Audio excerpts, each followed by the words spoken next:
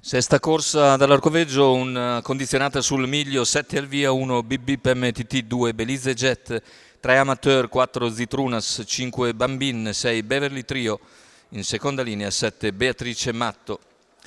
I favori in chiusura se li contendono Bambin e BB PMTT.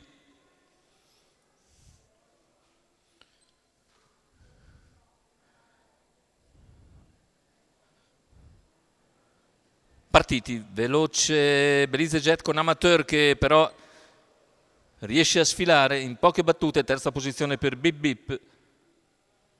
Sulla curva l'errore di Belize Jet, in seconda posizione rimane Bip Bip MTT e all'esterno si presenta presto Bambin. Bambin va all'attacco in 250 metri. Viene lasciato sfilare da Amateur, quindi Bambin nuovo leader dopo 350 metri di gara, seconda posizione per Amateur, poi BIP MTT e via via tutti gli altri con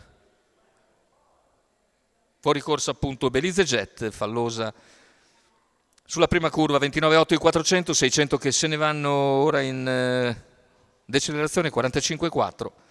Dalla coda cerca di farsi luce Beverly Trio, magari trovando una schiena, quella di BB MTT che ha spostato all'esterno e ora avanza in progressione. Intanto gli 800 in 1 minuto e 5 decimi, 15,1 davanti alle tribune.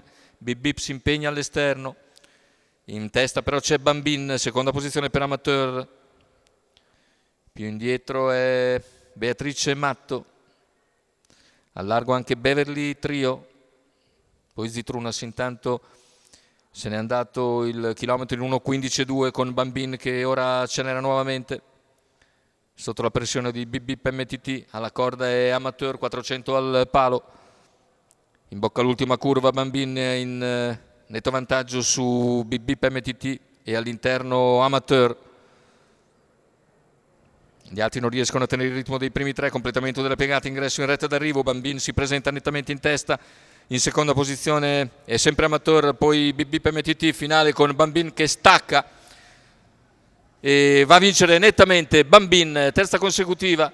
Al secondo posto finisce BB MTT, al terzo è Amateur, 1.13,2 il ragguaglio conclusivo con un 56,1 a chiudere, 57,1 a chiudere per il vincitore che conferma il grande momento, la grande condizione, Bambin Carmine Piscuoglio, per conto di Andrea Sarzetto, e per la scuderia Elite Horse viene a vincere a gran media questo confronto all'Arcoveggio, sesta corsa condizionata, che vede al secondo posto comunque un ottimo BB MTT, precedere Amateur. 5-1-3, il probabile ordine d'arrivo della sesta corsa Arcoveggio.